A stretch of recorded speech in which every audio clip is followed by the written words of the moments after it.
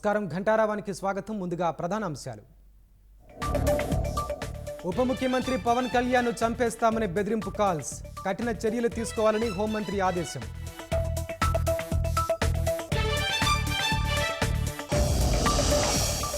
అసభ్య పోస్టుల కేసులో కొనసాగుతున్న అవినాష్ రెడ్డి పిఏ విచారణ, రాఘవరెడ్డిని ప్రశ్నిస్తున్న పులివెందుల డీఎస్పీ.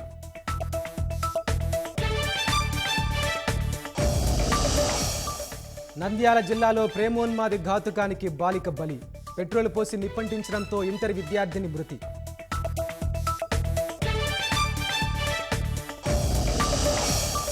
విశాఖ డైరీలో అవకతవకలపై మరిన్ని సందేహాలు, నిపుణుల కమిటీ వేసి సమగ్ర నివేదికను సమర్పిస్తామన్న హౌస్ కమిటీ.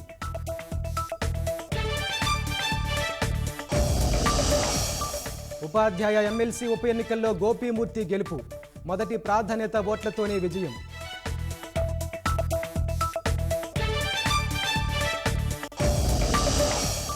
ఆర్బీఐ నూతన గవర్నర్గా సంజయ్ మల్హోత్రా, ఎల్లుండి బాధ్యతల స్వీకరణ.